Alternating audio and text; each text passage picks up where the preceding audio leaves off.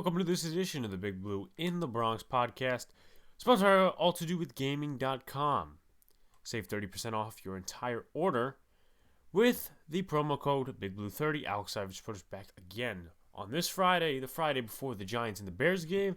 Also today, on the Friday, we have the Yankees Red Sox game. Even though this might come out a little later than the game starting, meaning the Yankees and Red Sox game, I will still do a preview. But first, we got to get the Giants, the Bears stuff out of the way. But I'm going to go over a couple things as well. I'm going to do stock up and stock down from last week. I'm going to start doing that every week going on the past game. I'm going to present you guys with some stats, rankings, Bears and Giants as well. I'm going to go over my predictions as well. And you'll see what I will spice up the predictions with and why. And right now I'm going to go over the injury report, which might have an effect on my predictions or possibly somebody else's. Who knows? So for the Giants, for Sunday, Golden Tate is questionable with a hamstring. Honestly, going off of what Joe Judge said and going off what Dan Duggan said, I think he could be ready to go. You know, last time he had a touchdown against the Chicago Bears, the last time when Khalil Mack basically put his head into Daniel Jones' chest, even though, you know, we still lost that game. It was still a great play, though. But going from what the beat writers have been saying and also what Joe Judge said in the press conference, if you haven't checked that out already, I think Golden Tate is going to play. Now, however, Adrian Colbert, the safety defensive back who was with Patrick Graham in Miami last year, also played a little bit on Monday night. Last Monday night, he has a quad injury. He will not play. He will be out, so I see the Giants activating Sean Chandler. I don't know if they already protected him. I have to look at the players that they did protect for this week. I know Chad Slade was one of them. Ryan Lewis, that's one of them as well. Ryan Santoso, the kicker from the Lions and the Titans from a couple of years ago, and they activated somebody else, or at least protected somebody else as well. I don't know if it was Chandler, but I'm going to say that if Colbert is out, then I think that Ryan Lewis might get a chance with the Giants, maybe active on Sunday. Also, 7th-round pick Carter Coughlin is questionable with a hamstring injury. It's not like he's going to have like this, impact. Oh, it's such a loss if he is hurt. But it is a loss if he does go down. But what I'm trying to say is, mostly special teams the last couple of weeks, we knew that he was not going to start right away. In game one, he didn't start. He was on special teams. We've seen that. However, this is very important, though, for the Bears, and obviously this will spice up my predictions even more. So Khalil Mack and Robert Quinn have been questionable now. They are limited in today's practice. Keem Hicks was out today with an illness. He was held out of practice, so we'll see where that goes. But honestly, I think Hicks could play Sunday, depending on the illness that he does have. Obviously, that plays into how he plays, whatever and whatnot. But for Khalil Mack and Robert Quinn did not play last week against the Bears, and Khalil Mack did play last week, though he failed to record a pressure and a sack. So that's going to be interesting to see how that goes. I will obviously go over the stats in a little bit. However, it's time for stock up and stock down. So stock up from last week basically is the players that have been doing really well coming off that week, and stock down to the players that didn't so great. So for stock up, I got Darius Slayton, 6 receptions, 102 receiving yards, and also 2 touchdowns from Daniel Jones. The connection was there like we wanted to see, even better. So, going from there, stock up for him. Leonard Williams led the team in pressures. Actually, no, that was Lorenzo Carter, but Leonard Williams did get a sack, and all the Giants fans are a little bit happier now because he did get a sack, and he actually had like 1 or 2 pressures as well. Blake Martinez, he didn't get that many tackles for a loss, but you saw him in the backfield when James Conner and Benny Snell would run the football. So that's something to keep your eyes on, but he was definitely active in the backfield last week. Wasn't put into coverage way too many times either. Lorenzo Carter led the team with 3 pressures last week. Missed a sack, but Dexter Lawrence caught up with Big Ben when they were backed up into their own end zone almost. So Lorenzo Carter, stock up for him. Dexter Lawrence did get 1 or 2 pressures last week, and he also got a sack, as I just mentioned, saving Lorenzo Carter's behind because Carter missed a sack, and then Dexter Lawrence came and finished it. And also, for my final stock up, Daniel Jones. Listen, I know he tossed 2 interceptions last week, and I know those were very costly. One was a great play by Watt. Another one was a a very bad decision because he was being chased by Bud Dupree, and he was hit as he threw it. Hayward intercepted it, and that drive seemed it was like for nothing. But Daniel Jones did have a good game, especially when he was being pressured how many times on how many dropbacks. The offensive line was getting pushed into his lap, and he was still making those quick dart throws. There was one, I forget whose receiver was, it may have been Toilolo or something. I know Vince Williams was in coverage, I think. Daniel Jones basically went like this off of his back foot when he was getting pressured and hit, still made a completion. So that's, very productive. What do you want to see out of your second-year quarterback? Especially, when you're comparing to the other side when Sam Darnold didn't necessarily have the week last week. And to be honest, I think Steelers are a better team than the Buffalo Bills. But honestly, do the Steelers have a better or worse situation now that the Ravens are coming alive and possibly the Browns too? Stock down.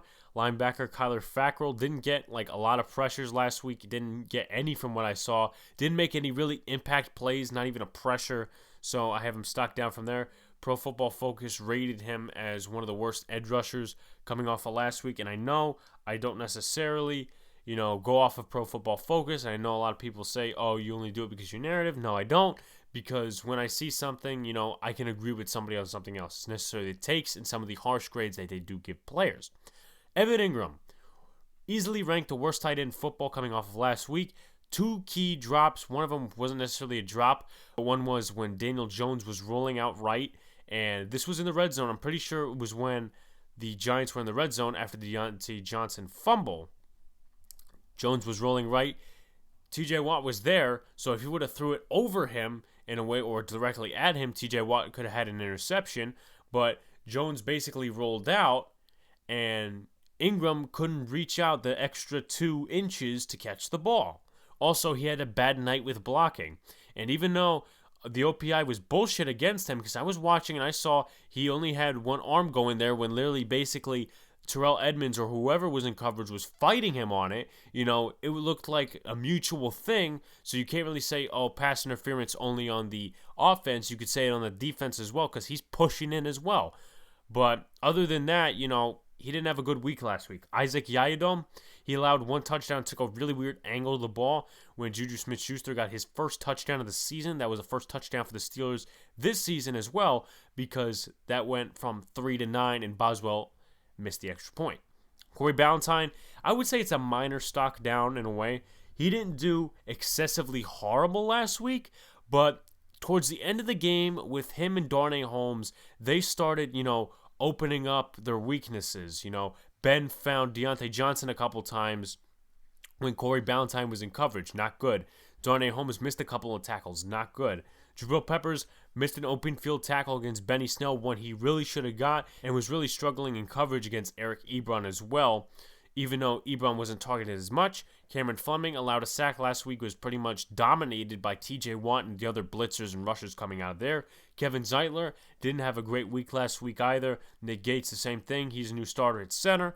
And Saquon Barkley. Now, I know everyone's going to say, oh, well, it wasn't Saquon's fault, this, that, and the other thing. Look, I said this on Tuesday. I'm going to say it again. Pass protection needs to get better. And I don't know, I forget when Tiki made that comment. I think it was yesterday, the day before. I don't know why everybody's ripping Tiki. He may have been an a-hole in his career, but that doesn't compare to right now where he's speaking facts. Saquon Barkley, and I'm not saying Saquon's not an every down back, but he needs to get better at pass protection. We saw this last year against the Jets. We saw it again against the Steelers. Mike Hilton totally faked out Saquon Barkley, and he got the sack, causing 4th down. So in those situations, either Saquon needs to get better at pass protection, or they need to put in Wayne Gallman or Deion Lewis, who are better pass protectors in the backfield, especially when blitzers are coming on 3rd down. And Barkley, another thing, I get the offensive line was not that great last week, especially when it comes to run blocking. But at the same time, you need to find the holes. Again, one of those plays, the offensive line wasn't blocking too well. I'm pretty sure Ingram actually messed up his block on one of those when they were sending more guys than, the Giants could block. And Bud Dupree was coming around the backside. Saquon was, hurdling and jumping in the backfield. It could have been a negative 1-yard loss. It could have been 1-yard loss to a 6-yard loss. That's how he made it happen. He just needs to find the hole, or at least accept what he's got. Because when you're either doing that in the return game or whether you're doing it in the backfield or maybe when you're even doing that and you're catching a ball. Get the yards in front of you, not the negative ones behind you. So that's basically my stock up, stock down. I was thinking about doing like a middle thing, like, okay, he didn't do that bad, but he still has stuff to work on. I was thinking of doing that, but stock up, stock down seems better. So let's look at the Bears stats. I'm not going to go too deep into analytics and film and stuff because I have yet to purchase NFL Game Pass and I want to. I'm working on that, trust me, so I can break down the film and do that stuff and get the advanced metrics off of different sites as well. But let's look at the Bears stats coming off of last week. Now, this is their offense. They are 19th in total yards, 363 off last week off the Detroit Lions defense, which is horrid. Passing yards, 22nd with 214. Rushing yards, they are 9th with 149. And for points, they are 12th with 27. Obviously, they won 27-24, I believe it was, against the Detroit Lions. Now look at the defense, the oh-so-bearing pass rush. The defense, total yards, 27th, gave up 426 yards against the Detroit Lions offense. Passing yards, they were 25th, 288. With rushing yards, they were 22nd with 138. Gave up most of those yards to Adrian Peterson, who had 93 yards on the day. And also, for points, 15th with 23. And also, for pass rush win rate, they were 18th, 41.2 in pass rush win rate percentage. Actually, it wasn't Khalil Mack. It wasn't Akeem Hicks. It wasn't Bilal Nichols. It wasn't any of their pass rushers, at least from the outside. Roy Robertson Harris led the team in pressures with 3. Lorenzo Carter led the Giants with pressures in 3. And it seemed really surprising they didn't get, a lot more sacks because they are an infuriating team when it comes to game planning. Trust me. Chuck Pagano, he's a good defensive coordinator. I know Vic Fangio's not there, but, they still have the same talent. At the same time, they had 2 new starters on that Detroit offensive line. I think Jonah Jackson, I think he's the rookie at Ohio State starting at right guard. He actually gave up the 1 sack to Akeem Hicks. And then you got the right tackle, Tyrell Crosby, who was drafted, I believe, in the 3rd or the 5th round of the 2018 draft. A lot of people were raving, why don't you get a right tackle like him? Well, we'll see where that goes, but, I'm pretty sure they only had 5 QB hits and 1 quarterback sack. So that's something that they need to work on. And I'm going to, mention that in my keys to the game. So if you take a look at here's the Giants stats. In total yards last week, they were 26 with 291. Obviously, the passing offense, as I'm going to get to next, they were 12th, 262. Most of those yards came off the passing game, the total yards, because Saquon Barkley only had 6 rushing yards, and Daniel Jones had, I believe, like 22 rushing yards, something like that. He was their lead rusher last week. And Deion Lewis couldn't do anything in the backfield. There was no holes for them. Rushing yards, 32nd, 29. As I just mentioned, couldn't run for shit last week. Points, 29th. They had 16 points last week. Obviously failed to convert on a 2-point conversion, which would have kept them somewhat in the game.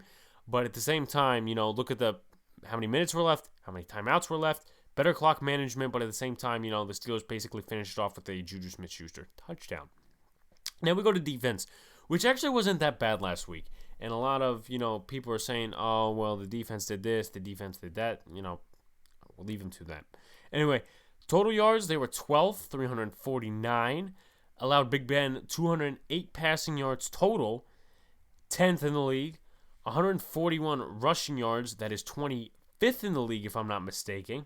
141. Obviously, most of them coming from Benny Snell, a little bit from Jalen Samuels, and also you cannot forget James Conner. At least in the first part of the game, we held them tight, and then Benny Snell came in, and we acted like we were dead. Points, 19th, 26 points. Not bad for a defense that's still growing. And then pass rush win rate, we were 8th, 55.6, but the Steelers were first. I forget their percentage. I could probably tweet it out or do something like that. That was obviously against our offensive line. So I'm going to go to 3 keys to the game. Number 3, get the run game going. As I just mentioned, 0.4 yards per carry for Saquon last week. 15 rushes, 6 yards. Daniel Jones was the lead rusher. I think it was like 4 rushes for 22 yards or something like that. Not because, we need to get our run game going again, but the Bears gave up 93 yards to Adrian Peterson, old man AP. He's still got some bones, and he's still got some muscle left in him and whatnot, But to AP? Really? AP. Adrian Peterson. He's a Hall of Famer, but, come on now. This guy's, all worn out. I'm sorry, but that's the facts. Why are you giving up so many yards to him? As I said, I haven't watched the film. Bears are 23rd in rushing when it comes to yards. I just mentioned that in the stats. So why not take advantage of this? Especially if Khalil Mack and Robert Quinn are out. Especially if Akeem Hicks, is still ill. Why not take advantage? There will be still rushers that they use in different type of looks and situations, but they won't be Akeem Hicks or any of those rushers if those rushers are out. You know what I'm saying? So why not get your run game going now? And maybe, I don't know, Saquon has a 100-yard game. He did pretty well against them, the year before last when it was 2018 and Jamon Brown, Spencer Pulley, and Chad Wheeler were on the offensive line. He still went out and got yards. And then we have a better O-line last year, and then everybody just craps the bed. He didn't get 100 yards. And the offensive line wasn't that good that game. Both those games. But at least, there were points in the game with the 2018 Chicago game where holes were opened up. So, Number 2, contain Mitch Trubisky. Everybody thinks, Mitch Trubisky, he's not worth number 2 overall pick, blah, blah, blah, blah, blah. Matt Nagy's not doing his job. I'm going to reveal what I think of this, whole hire this guy for a QB, blah, blah, blah, bullshit in a second. Because I would have a point to get to it. Contain Mitchell Trubisky, Allen Robinson, and Anthony Miller. Now, if you take a look at the stats here, Trubisky in the second half of the game threw 3 touchdowns and no interceptions, including the touchdown to Javon Wims. Now, you take a look. I wrote a preview article, a 3 keys to the game article on Last Word on Sports. I'll probably put it out on my Twitter, or if not, you guys can go check it out. It's under NFL, NFC East, and the Giants. Anthony Miller and Allen Robinson had great games against the Detroit defense last week. Miller had 4 receptions for 76 yards, and Robinson had 5 receptions for 77 yards. I'm pretty sure we only held Juju Smith-Schuster to about 70 yards last week. That's not that bad. It may not be good. It may not be that bad. At the same time, because, Juju didn't, totally mash the secondary. There were a couple plays I was pissed off at James Bradbury, including the touchdown he gave up, towards the end of the game. But at the same time, there was no big plays down the field to Juju Smith-Schuster. Chase Claypool, he did the best last week out of pretty much all of them in certain cases when it went to downfield. Because with that one play, when Bradbury was in coverage and Love as well, made a play down the field. They got down the field and did what they could there. I have to rewatch the drive, man. I'm pretty sure that was the drive where Juju Smith-Schuster got the touchdown. He allowed 2 touchdowns, Bradbury. And he's going to be facing probably Robinson when he's outside the slot or Anthony Miller as well. But for the Giants as well, you need to put someone reliable in the slot, whether it be Logan Ryan, whether it be Darnay Holmes, whether it be, someone who does good in practice. Because this Isaac Yiadom thing doesn't work out from week 1. I was never a fan of the trade, as I mentioned before, but you need to put somebody in the slot who either has experience or whether they could, go up against a speedy receiver. I'm pretty sure Allen Robinson accumulated over 100 yards last year against the Giants. Who was the slot cornerback? Corey Ballantyne. He's not going to be playing slot, I'm pretty sure. He's going to be playing cornerback 2, if they still keep him there. Now, whether you put Holmes in the slot, whether you put Ryan in the slot, you need to make it work. Because whether you close up Anthony Miller on the outside or wherever they put him, Allen Robinson is a threat. Javon Wims, you should not sleep on him either. Now we go to number 1. Stop the pass rush. Now, I know my last key to the game, number 1 was stop the pass rush. The first couple weeks, and I'm not really getting intimidated by this whole Dallas pass rush thing, even though DeMarcus Lawrence is a good rusher, and he had an underwhelming season last year. The first couple weeks, we're going to be facing a lot of good rushers. We are. Week 1, we faced the goddamn Steelers. Look what they did to us. This week, if Khalil Mack is healthy, if Akeem Hicks is healthy, and if Robert Quinn is healthy, you're looking at possibly the same situation as last week, but with less dominant rushers. because Quinn's going to be on one side, Mack is going to be on the other, and you'll have Hicks going through the interior. So basically, you have to have the same setup as last week, except you need to play better. And, with the stopping the pass rush thing, and I mentioned, first couple of weeks, we faced a couple pass rushing teams. Aaron Donald's in week 4. Week before that, the San Francisco 49ers. Yeah, they lost Richard Sherman. He's on IR. And also, Kellen Witherspoon, he's playing against the Jets. We'll see if anything happens there. But look at the front 7. Fred Warner, Javon Kinlaw, Arik Armstead. It's not going to get any easier, especially when we're going in that part of the season. So, what a time now, especially when we're going to be facing Baltimore late in the season. Start formulating this offensive line. Start gelling right now. And I'm not saying, gel right now and, or else this offensive line is bad. No, I'm not saying that. I'm saying that, start formulating better communication so in the next couple of weeks you could have a better chance you had against Pittsburgh. That's what I'm saying. And, again, stopping the pass rush is key. That's my number one. Last year, we didn't do so good. We barely got any offense going. We had 14 points. 14 points against the Chicago Bears last year. And Trubisky totally just threw out on us. Allen Robinson, their number one receiver that game. But to my main point, number 1, stop the pass rush. Number 2, stop Allen Robinson, Mitchell Trubisky, and Anthony Miller. Number 3, get the run game going. And maybe one week that the Bears are horrible and then they're good in the running game. But let's start this week on a better foot.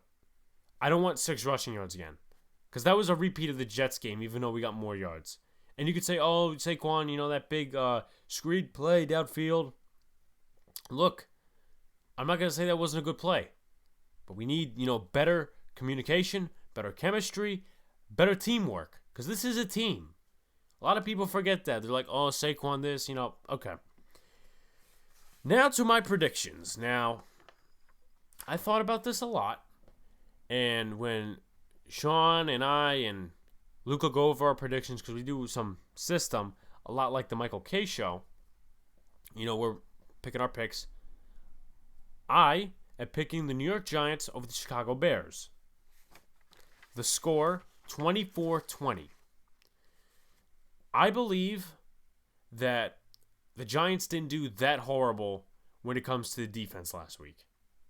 And if they can do that against Mitch Trubisky, look at the weapons you had last week. You had Juju Smith-Schuster.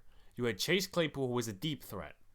And you also had another guy by the name of James Washington. And once they slow down the run game, it's going to get better.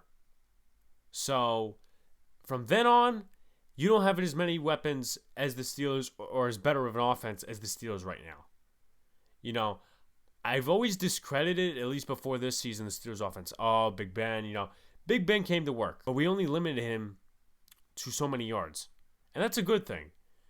If we could do that against Mitchell Trubisky and at least put in the effort for 4 quarters instead of 2, I think we can win. Honestly, I'm picking the Giants to win. However, on another note, I'm actually pretty excited because Ian Eagle's calling the game. He's probably my favorite CBS broadcaster, probably beside Greg Gumbel. I mean, I like Tony Romo and Jim Nantz on occasion when I can stand Tony Romo. Here we go, Jim. But honestly, in a different take, even before I get to Giants-Bears stuff, or back to it at least, I like CBS better than Fox. I'm going to say that right now because I think when CBS does their shows and stuff, I like their pregame shows better.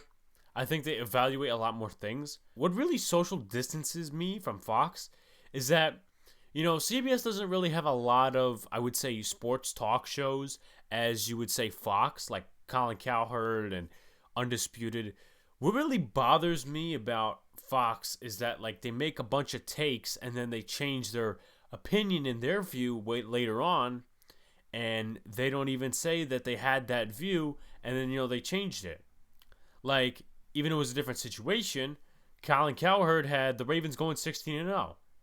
But then a couple weeks later, he has the Bengals beating the Baltimore Ravens in Week 17. So that he went 15-1 in his predictions, and then they go and tell him, they told him live on air, they said, hey, your predictions are wrong, by the way, because you picked the Bengals to win in Week 17, even though you got the Ravens at 16-0.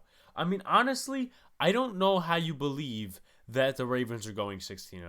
Am I saying they're a good team? Of course, they are a good team. Lamar Jackson, all the weapons on offense and the defense, all the talent there with Marcus Peters and all the guys on the defense. But how are you going to sit there? It's just so many paid takes that piss me off. You have no evidence backing that up. You have no evidence. I mean, I have to look at their schedule again because I'm pretty sure I have them going like 13-3 or something. I would have to take a look because remember, we did make predictions back in March, April, May-ish when we did it live stream, and it's got over about 700 views.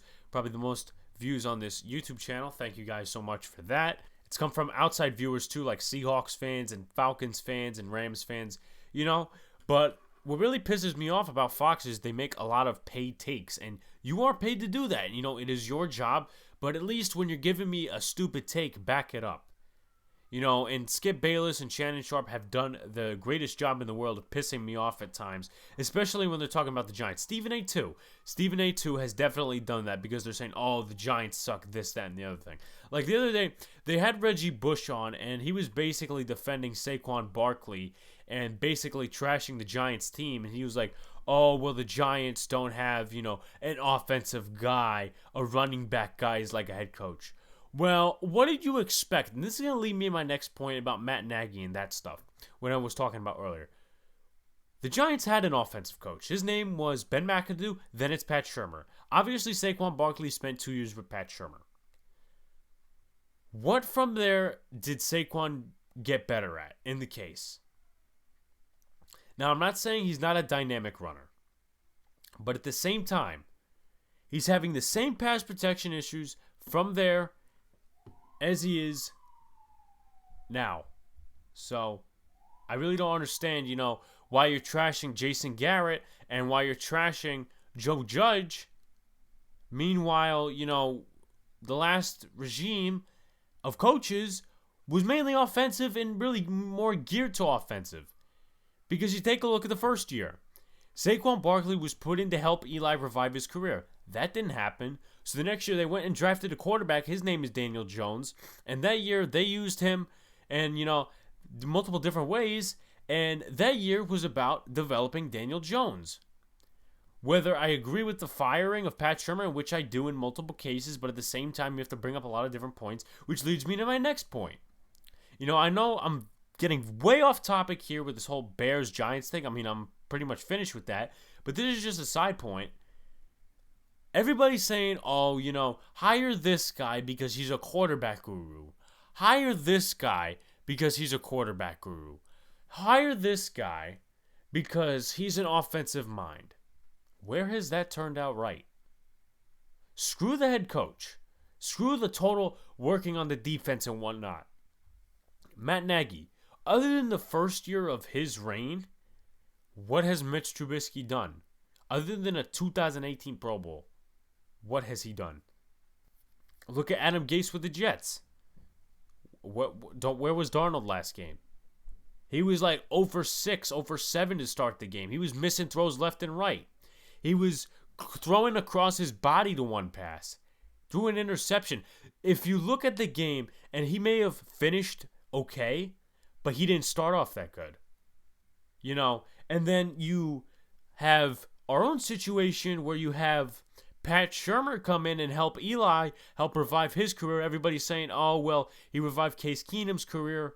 Why don't you bring him in and help him recreate Eli's career, or at least revive it? Where did that go? The first year they were done with Eli. After that year, they said, you know what, we're going to go and draft a quarterback. After 2 weeks in the 2019 season, they benched him for Daniel Jones. So I don't get where this idea is coming from, help this guy, quarterback guru and whatnot. It's not working out for a lot of teams. That's why I really hate, because you're really, in a way, not paying attention to the other side of the ball. Let's be honest. The Jets defense may have been good last year. The Bears defense may have been middle of the pack.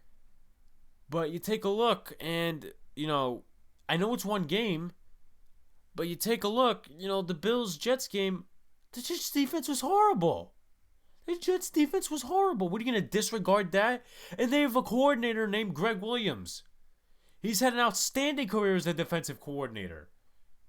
So, people need to start putting themselves in mind. And, with the whole, everybody's bringing up, oh, why isn't Bieniemy hired? He's black. You know what? It's not even about that. Because, again, going back to my previous argument, I'm talking about right now. You don't just hire an offensive coordinator to say, okay, let's help the quarterback. The only case that's possibly happened, Doug Peterson and Carson Wentz. Carson Wentz has been out for a lot of times and a lot of games for the Eagles, but Doug Peterson, he's just fine as a head coach. And they were talking about in a news report earlier or yesterday or an article saying, oh, Doug Peterson, he's had enough in Philly, and, if they tank or if they even, do bad this year, he might be fired. The guy won you a Super Bowl. I said this to my friend yesterday. I said, I don't like the Eagles. I hate Eagles fans because they're so uprising and so stuck up based on one Super Bowl that was like 3 years ago. That. But Doug Peterson, I respect him. Everybody's talking about, when they were talking about the Eric Bieniemy argument, oh, why didn't the Giants hire him? Is this racially, motivated? No, because literally everybody, was talking about, Joe Judge's not going to work out. Bill Belichick, had him as an assistant coach. He's not going to work out. He's going to try to be Bill Belichick. He's got a personality. He gives you simpleton answers in a way, but he also gives you detailed answers. The only way they're trying to become like New England is the backfield. With all these defensive backs, will it work? We'll see. Patrick Graham, defensive coordinator, and was a defensive line coach and a linebackers coach. I believe he was that under Belichick as well a couple of years ago. But, it's coming along with the Fox narratives and it's not necessarily CBS either, ESPN too. ESPN too as well with these narratives. So, I know it was a random topic and a random subject, but weirdly enough, that's how I'm going to close out my Giants, Bears subject. I'm predicting the Giants to win 24-20, and if I'm wrong, I'm wrong. That's how I see it. Sorry for the rant, but I felt it was needed. So I, expressed my point. And I know all the time, I'm always, not going into analytics or film or going to a point where I'm just listing stats and rankings. But at least I try to support my opinions with evidence, back it up. Like, I have the Giants winning this week for a number of reasons. Let's see. Banged up offensive line. Not banged up, but inexperienced.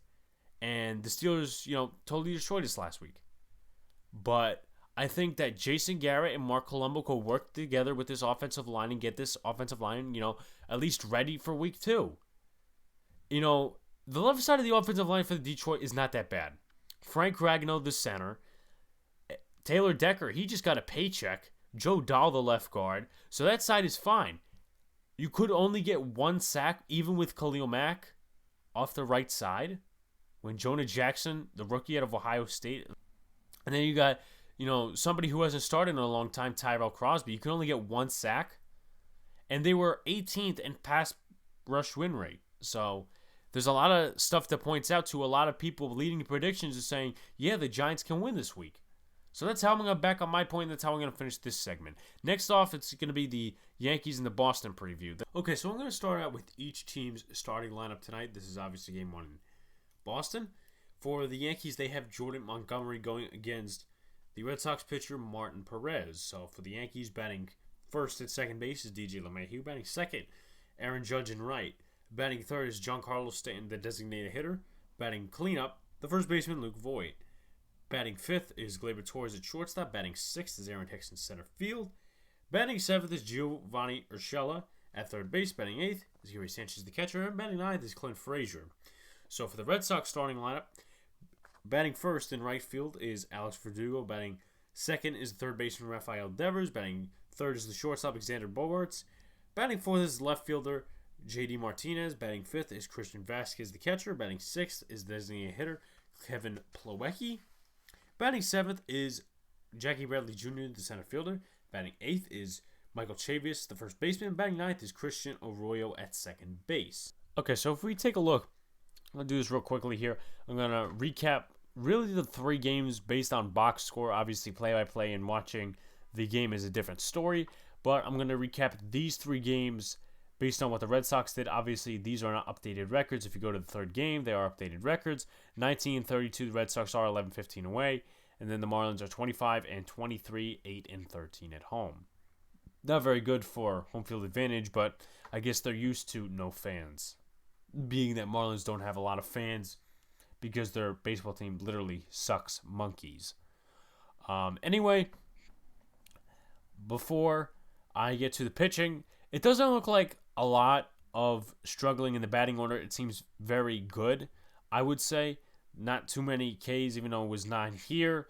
Usually it's pretty high, but those are actually combined. There's not just against one pitcher as well. A lot of analytic people, as we call them, they don't go off of batting average because they think batting average is exploited in a way, and they think it's overused, so they usually go off slugging. Not too bad of slugging here. Some could get better, some could get worse. Anyway, Hawk, if that's how you pronounce his name, 5 innings pitched, 2 hits, 3 walks, and 7 Ks, 86 pitches in those 5 innings he did pitch, which is actually pretty good for a Boston starter or a reliever, however you want to say it, but he did start the game, so I guess you would classify him as a starter, knowing that the bullpen for the Red Sox and the pitching has just been hell all year, especially against teams that are over 500, but I guess the Marlins could not get the best of them in this series. As you see here, Sandy Alcantara struggled a little bit here, only gave up 1 run, but, Richard Bleier gave up an unearned run as well, but I guess that was not enough, for the Marlins offense to come back. As you see, bottom of the order gets a little chippy with Jorge Alfaro and Chisholm. So you go to the 2nd game. They lost. Michael Kickham got the loss.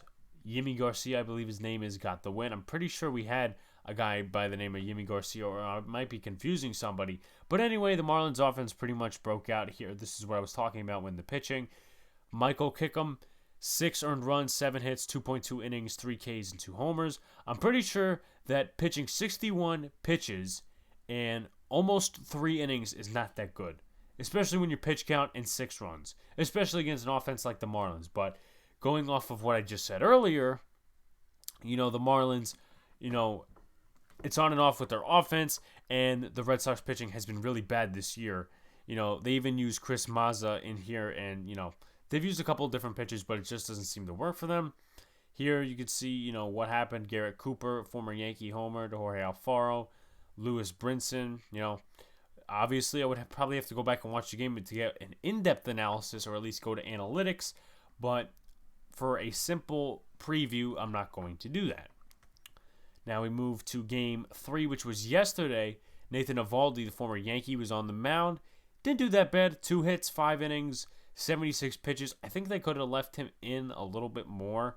7 Ks, no walks, which is a very good stat there. Matt Barnes got the save, and they used a lot of bullpen pitchers, it looks like, because, he didn't give up any runs, but they gave up the rest of the 3, which is not really something that the bullpen is very good when they're dependent on like that, and that just shows that, sometimes they can't hold it. And I know it's only one occasion, but, that's pretty much what the Red Sox have to offer this season. Take a look. Here's, basically what happened. Rafael Devers hit a 3-run homer. That's the way that went. And then obviously you got the rest of the stuff down here. So real quickly, before we get into, the game cast up here, if we do, let's check out the seeding in the standings. The Rays have already clinched a playoff berth, but they have not won the division yet. The Yankees are 3.5 games behind, and the Rays, I'm pretty sure, play the Baltimore Orioles. So that's not really tough for them, knowing they really beat the crap out of the Orioles a lot, and they also beat the crap out of the Yankees a lot, even when they are healthy. So that's, something to look out for. Now let's go to the league standings. Yankees are 5th. Obviously, the White Sox and the Rays did clinch playoff berths. The Dodgers did a couple of days ago. Congratulations to them. They are my second favorite team, and they are 4 games back from being the 1st seed. So, but as right now, I don't know who they would play as far as, I would say playoffs. I would probably have to look at the bracketing, but I know the 1 plays the 8th seed. The Yankees are 5th, so the White Sox would play the Astros. The Rays would play the Blue Jays. The Indians would play the Athletics, which leaves the Twins to play the Yankees. And I'm pretty sure the Indians or whoever, I'm pretty sure it was actually maybe the White Sox that were beating the Twins yesterday, which actually helps out the Yankees a little bit and moving up into the league by seeding. And as of right now, they would still play the Twins, even if they did move up into the 4th seed. But as for right now, that's where the Yankees are. And if we go back to divisional standings, look, to be honest, it's going to be weird if they do catch the Rays, but I don't think they will. Because no matter, up and down slides for the Yankees, especially with this expanded playoffs thing, I do think the Yankees would actually get into the playoffs if there was no expanded playoffs. Because I think there's, 6, 7 teams. But the Yankees in the 60-game span have had too many losses, especially that 7-game losing streak, to go back into first place. That's my opinion. And the Rays are not a team to mess with. So I think you avoid them at all costs in the playoffs until you get to maybe the divisional series or the championship series. That's my stat. That's my take on that. If another team beats them, great. If, the White Sox beat them or whoever beats them, best not be a team that's above you. Best to be a team that's below you. And hopefully you don't lose against them as well. But as far as, the Red Sox offense goes, as we saw, in here a little bit, even though this is the 2nd game and I just went on the 3rd game, it doesn't seem like their offense is that bad. But also, the Yankees pitching and the bullpen needs to do well. Because last night, we were leading by a score of 10-3, and Jonathan Holder comes in and gives up 3 runs. Chapman comes in, gives up another run, and now it's all of a sudden a safe situation. So that needs to happen less. I don't like Jonathan Holder for that reason, because I think he gives up way too much runs when it's a 10-3 game. Cessa would do that too, trust me. But as far as that goes, hopefully nobody jinxes the fact that the Yankees don't have anyone on the 10-day IL right now, or not going to have anyone on the 10-day IL right now. Also, to mark another comment before we end this podcast episode, Giancarlo Stanton is likely to be rested tomorrow, even though he's in the lineup today.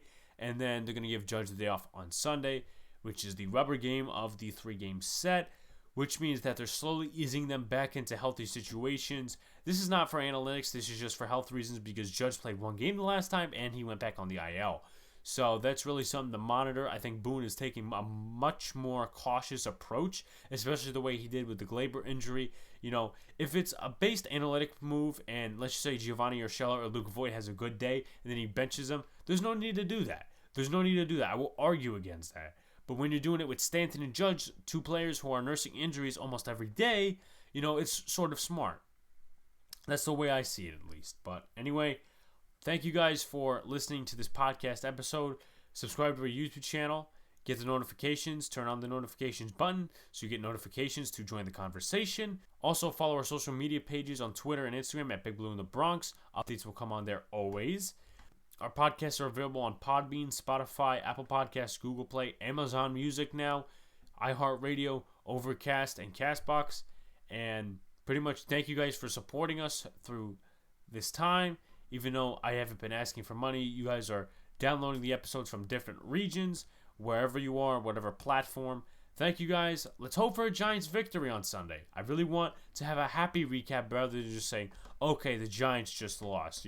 This, that, and the other thing happened. Hopefully Jordan's back on for the Giants recap from the Bears on Tuesday, even though I do have a little bit of schoolwork to do. But no matter that, thank you guys, and we will see you on Tuesday.